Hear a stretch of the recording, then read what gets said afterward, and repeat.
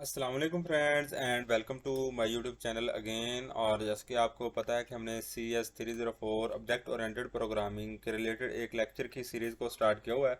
और आज का हमारा लेक्चर है बेसिकली लेक्चर नंबर 5। और इससे प्रीवियस लेक्चर नंबर 1 से लेकर 4 में हमने काफ़ी सारे कंसेप्ट जो है ना डिस्कस किए ऑब्जेक्ट ओरिएंटेड प्रोग्रामिंग के रिलेटेड। इससे प्रीवियस हमने लेक्चर नंबर 4 में डिस्कस किया बेसिकली जनरलाइजेशन क्या होता है, सब टाइपिंग के रिलेटेड, और अब्स्ट्रैक्ट क्लासेस और कंक्रीट क्लासेस के रिलेटेड जो है ना हमने डिस्कशन की। ठीक है जी। तो आज की हमारी एक न्यू जो है ना डिस्कशन है इस सेशन में, तो उसको भी हम डिस्कस कर लेते हैं। तो आज हमारा जो एजेंडा है ना वो बेसिकली है types of inheritance. Basically inheritance की टाइप्स क्या होती हैं और मल्टीपल इनहेरिटेंस क्या होता है। इसी तरह हमारे पास डायमंड प्रॉब्लम जो आती है मल्टीपल इनहेरिटेंस में वो क्या होती है। ठीक है जी। फिर हमारे पास हम डिस्कस करेंगे एसोसिएशन को कि एसोसिएट कैसे करते हैं डिफरेंट ऑब्जेक्ट्स एक दूसरे के साथ। ठीक है जी। और फिर कंपोजिशन के बारे में हम डिस्कशन करेंगे। और फिर इसके बाद हम एट द एंड एग्रीगेशन के बारे में डिस्कशन करेंगे। ठीक है जी। तो फ्रेंड्स, सेशन की तरफ बढ़ने से पहले मैं आपको छोटी सी रिक्वेस्ट करना चाहता हूँ कि अगर आप मेरे चैनल पर न्यू हैं तो काइंडली मेरे चैनल को सब्सक्राइब कर लें और साथ में दिए गए बेल आइकॉन पर भी ज़रूर प्रेस कर लें ताकि हर आने वाली न्यू वीडियो का नोटिफिकेशन आपको टाइम पर मिलता रहे। ठीक है जी। और आपने ये वीडियो शुरू से लेकर एंड तक वॉच करनी ताकि आपके जितने भी इनहेरिटेंस के रिलेटेड कंसेप्ट्स हैं ना, आज के टॉपिक के रिलेटेड जो भी कंसेप्ट्स हैं वो इजीली क्लियर हो जाएं। ठीक है जी। और अगर आपको फिर भी इनमें कोई आपको अंडरस्टैंडिंग नहीं होती तो आप मुझे कमेंट सेक्शन में जो है ना बता सकते हैं, मैं आपको गाइड कर दूंगा। ठीक है जी।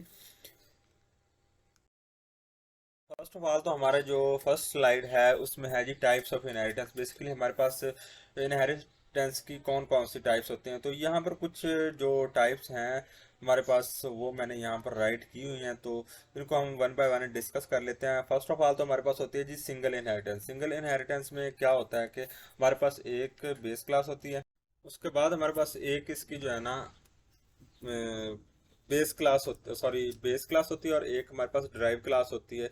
ये ड्राइव क्लास कहलाती है, और ये हमारे पास बेस क्लास, या इसको हम अदर वर्ड में पेरेंट क्लास भी कह सकते हैं। ये डिफरेंट नेम्स हैं इसके जिनसे हम इसको जो है ना समझते हैं। ठीक है जी। तो इसमें क्या होता है कि हमारे पास जो बी एक हमारे पास क्लास होगी ना, तो बी के करेक्टरिस्टिक्स बेसिकली ए में इन्वॉल्व होंगे। ए जो है ना एक्सेस कर सकता है बी के करेक्टरिस्टिक्स को। ठीक है जी। और इसी तरह हमारे पास जो सेकंड है हमारे पास टाइप इसकी, वो है multi level inheritance. Multi level inheritance में बेसिकली क्या होता है कि हमारे पास एक बेस क्लास होती है, इस तरह हमारे पास एक उसकी ड्राइव क्लास होती है, और जो हमारे पास ड्राइव क्लास होती है ना उसकी अगेन एक नेक्स्ट जो है ना ड्राइव क्लास होती है। ठीक है जी। तो इसमें आप इजीली अंडरस्टैंड कर सकते हैं कि यहाँ पर बेसिकली मल्टी लेवल का जो है ना नेम यूज हुआ है। तो इसमें डिफरेंट लेवल्स होते हैं इनहेरिटेंस में। इसमें क्या होगा कि जो हमारे पास पेरेंट क्लास होगी ना, बेसिकली पेरेंट क्लास में कैरेक्टरिस्टिक्स होंगे बेसिकली बी और सी के। ये दोनों जो हमारे पास बी और सी क्लासेस है ना, इसके कैरेक्टरिस्टिक्स हमारे पास होंगे ए में, वे ए में अवेलेबल होंगे। इस तरह जो है ना हमारे पास बी में कैरेक्टरिस्टिक्स होंगे सी में। ठीक है ना। अब जो है ना इसी तरह अब नेक्स्ट देखा जाए तो हमारे पास जो सी या सी में हमारे पास करेक्टरिस्टिक्स बेसिकली बी के अवेलेबल होंगे। ठीक है ना।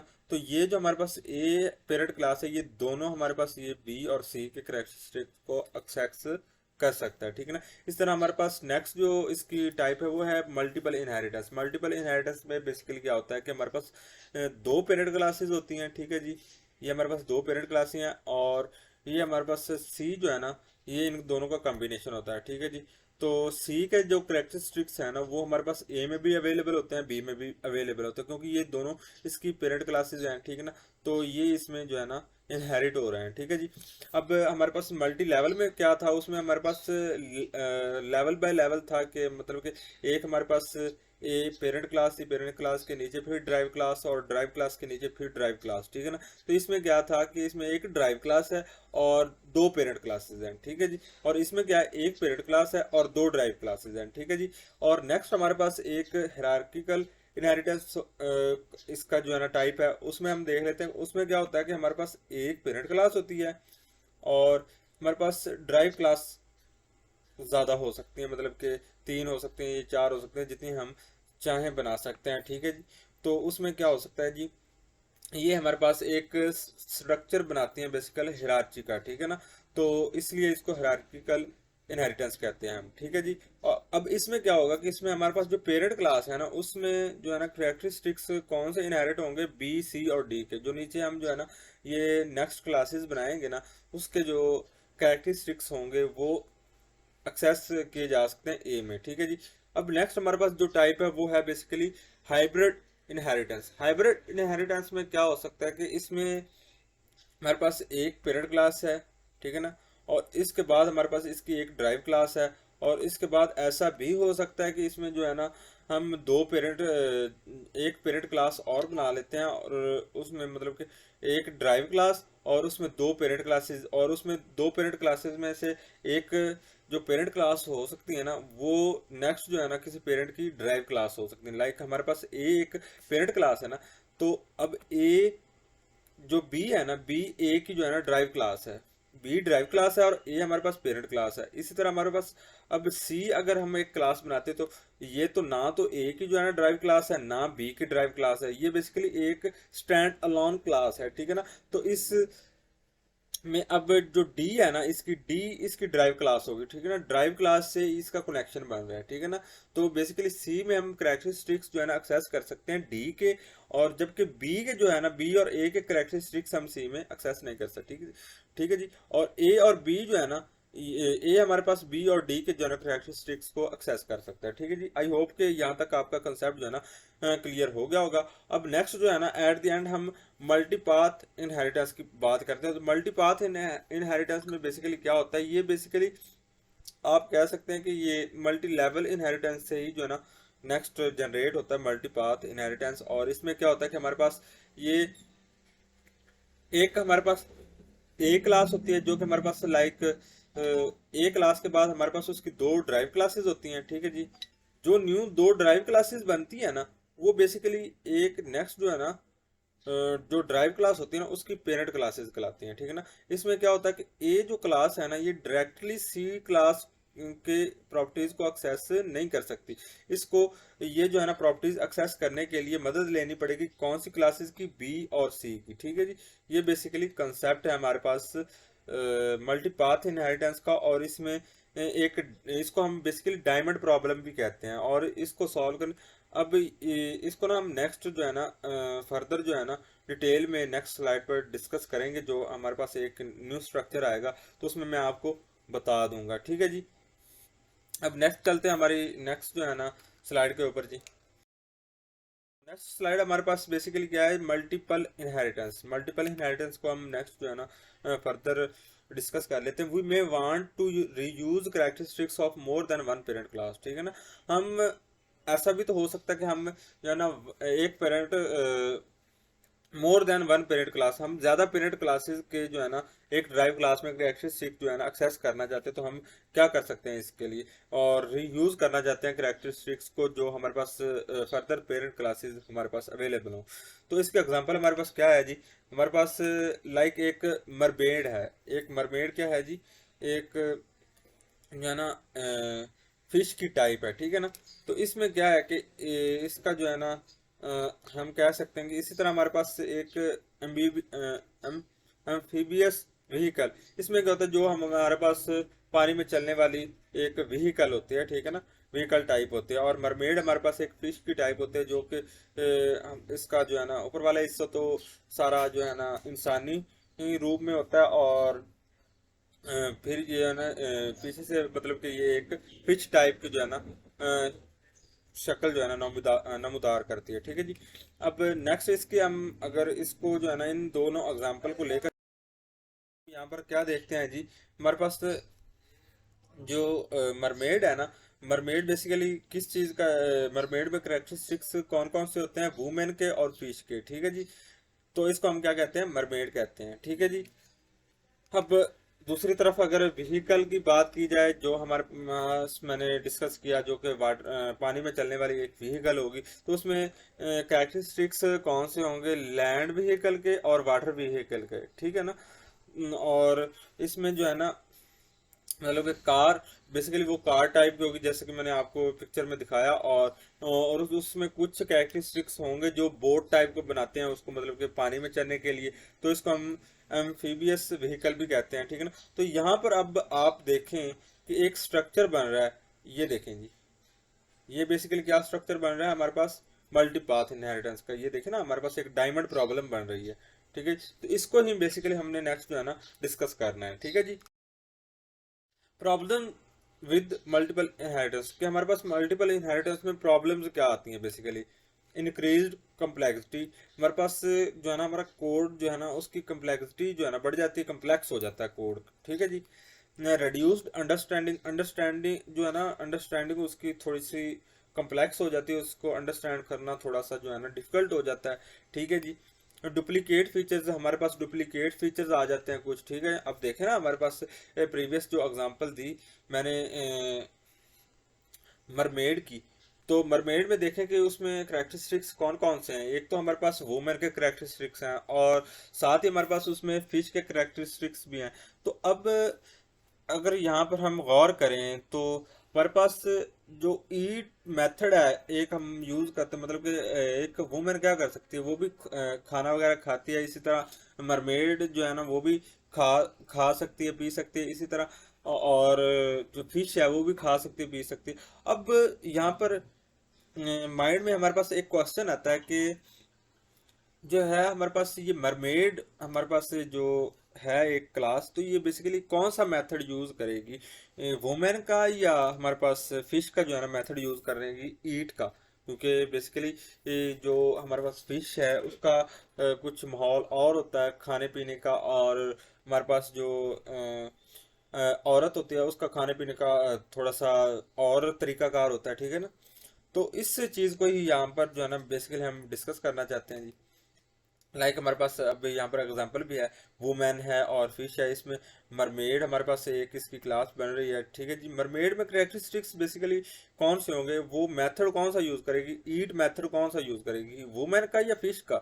यहाँ पर जो है ना कंपाइलर कंफ्यूज हो जाता है जब इस तरह का कोई कोड आता है ना हमारे कंपाइलर के दौरान, हमारे प्रोग्रामिंग लैंग्वेजेस के दौरान, तो हमारा कंपाइलर कंफ्यूज हो जाता है कि कौन सा मेथड मैं यूज करूँ, ठीक है जी। अब विच ईट ऑपरेशन मरमेड इनहेरिट्स, कि कौन सा ईट ऑपरेशन जो है ना हमारे पास मरमेड इनहेरिट करेगा, ठीक है जी।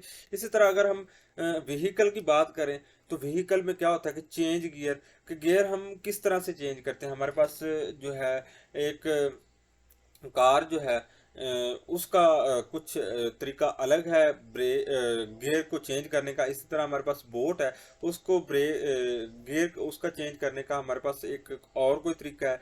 तो इसमें हमारे पास जो व्हीकल होगी पानी में चलने वाली एम्फीबियस व्हीकल, ये बेसिकली कौन सा मेथड यूज करेगी, लैंड व्हीकल या वाटर व्हीकल का, मतलब कि इस व्हीकल का या इस व्हीकल का, कौन सा इसका जो है ना मेथड इनहेरिट होगा इस व्हीकल में, ठीक है जी।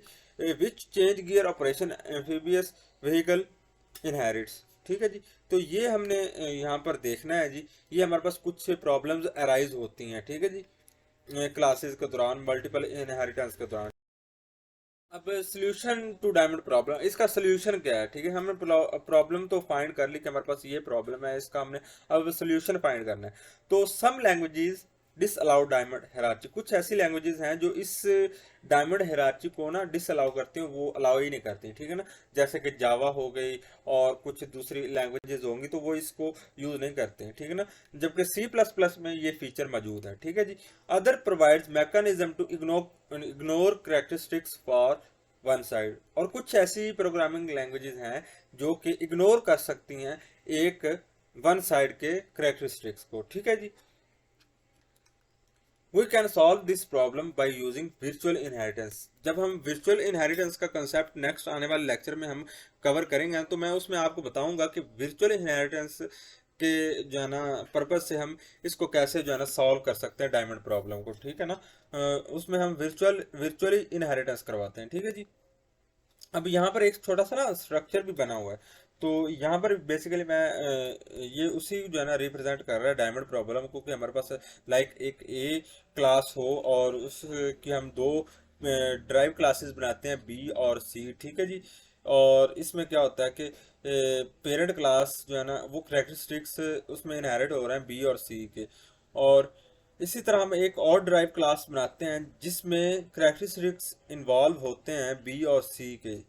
तो इसमें क्या हुआ, बेसिकली जो डी क्लास है ना उसके पेरेंट क्लासेस कौन कौन सी हैं, बी और सी, ठीक है जी। और बी और सी हमारे पास इसकी जो पेरेंट क्लास है वो कौन सी है, वो ए है हमारे पास, ठीक है जी। तो अब यहाँ पर एक क्वेश्चन अराइज होता है कि लाइक अगर हम डी में करेक्टरिस्टिक्स जो है ना अगर लेना चाहते हैं, ए के एक्सेस करना चाहते हैं, तो हम किस तरह से वो एक्सेस करेंगे।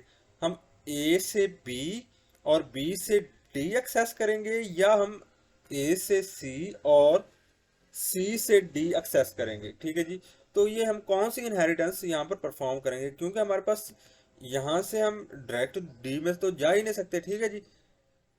तो ये हमारे पास बेसिकली यहाँ पर एक प्रॉब्लम होती है जो कि हम सॉल्व कर सकते हैं वर्चुअल इनहेरिटेंस से, ठीक है जी। और नेक्स्ट आने वाले लेक्चर में इंशाल्लाह हम इसको डिस्कस करेंगे, ठीक है जी। ये आपने माइंड में रख लेना है। अब नेक्स्ट एक और हमारे पास कॉन्सेप्ट आता है जी एसोसिएशन का। बेसिकली एसोसिएशन क्या होता है, ठीक है जी। तो ये आपने बड़े गौर से जो है ना इसको अंडरस्टैंड करना है जी। Association in C plus plus is a relationship between two classes where one class uses the functionalities provided by the other class, ठीक है जी। इसमें होता क्या बेसिकली, ये एक रिलेशनशिप होता है दो क्लासेस के दौरान, ठीक है ना। One class uses the functionalities provided by the other class, कि एक दो क्लासेस के दौरान हम एक लिंक बना देते हैं जिसके थ्रू वो जो है ना फंक्शनैलिटीज जो है ना एक दूसरे को प्रोवाइड कर सकते हैं, ठीक है जी, एक्सेस कर सकते हैं और इनहेरिट करके फंक्शनैलिटीज को यूज कर सकते हैं, ठीक है ना, ताकि हमारी रीयूजेबिलिटी बढ़े कोड की, ठीक है जी। In other hand, in other words, an association represents the connection or link between two classes. In an association, one class instance is connected to one or more instances of an other class, ठीक है जी। जैसा कि मैंने पहले आपको बताया कि ये एक लिंक प्रोवाइड करता है हमारे पास, ठीक है जी। तो ये बेसिकली हमारे पास एसोसिएशन कहलाती है, ठीक है जी। ये काइंड्स ऑफ एसोसिएशन, बेसिकली हम एसोसिएशन की काइंड कौन कौन सी होती है, कौन कौन सी अकसाम होती हैं, ठीक है जी। क्लास एसोसिएशन, हम क्लासेस के दौरान भी एसोसिएशन करवा सकते हैं इनहेरिटेंस के थ्रू, ठीक है जी। इनहेरिट करवाते तो बेसिकली हम क्या करवा रहे होते हैं, एसोसिएशन ही करवा रहे होते हैं। अब अब नेक्स्ट हमारे पास एक और आ जाता है ऑब्जेक्ट एसोसिएशन। हम ऑब्जेक्ट्स के दौरान भी एसोसिएशन करवा सकते हैं, मतलब कि हमारे पास डिफरेंट ऑब्जेक्ट्स बने हो तो उनके दरमियान अगर हम कोई लिंक कायम करना चाहते हैं तो कर सकते हैं बेसिकली। जो हमारे पास ऑब्जेक्ट एसोसिएशन होता है ना उसमें हमारे पास अगेन हमारे पास थ्री इसकी जो है ना एग्जांपल्स आ जाती हैं, सॉरी थ्री इसकी काइंड्स आ जाते हैं, जो कि हमारे पास सिंपल एसोसिएशन कहलाता है, और उसके बाद हमारे पास आ जाता है कंपोजिशन का आ जाता है जी, एग्रीगेशन का कंसेप्ट आ जाता है ऑब्जेक्ट एसोसिएशन के दौरान। अब हम इसको वन बाय वन डिस्कस कर लेते हैं जी। सिंपल एसोसिएशन बेसिकली,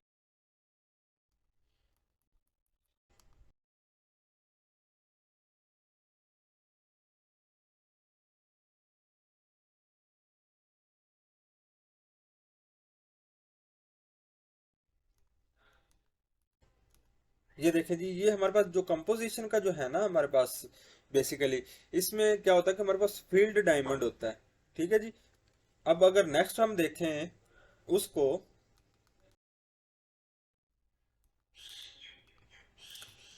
एग्रीगेशन में हमारे पास क्या होता है, अनफील्ड होता है, इसमें फील्ड नहीं होता, ठीक है जी। तो ये आपने छोटा सा पॉइंट जो है ना माइंड में रख लेना है। Aggregation is weaker relationship. जो एग्रीगेशन होता है ना ये हमारे पास एक वीक रिलेशनशिप कहलाता है, ठीक है जी। Because aggregate object is not a part of the container, क्योंकि जो हमारे पास ऑब्जेक्ट कर रहा होता है ना इंटरेक्ट नेक्स्ट एग्रीगेट कर रहा होता है नेक्स्ट ऑब्जेक्ट के साथ, तो वो उसका पार्ट नहीं होता उस कंटेनर का, ठीक है ना। Aggregate object can exist independently, वो अलोन भी जो है ना एग्जिस्ट कर सकता है। लाइक हमारे पास अब हम क्लास एक है प्लांट है, ठीक है जी, इसकी एग्जांपल है। और गार्डन में गार्डन जो है ना हम प्लांट को जो है ना गार्डन में लगा सकते हैं, मतलब कि वहाँ इसकी प्रॉपर्टीज हम गार्डन में यूज कर सकते हैं, लेकिन ये इंडिपेंडेंटली भी एग्जिस्ट कर सकता है प्लांट। और एक पौधा है वो जो है ना अलोन भी एग्जिस्ट कर सकता है, ठीक है जी।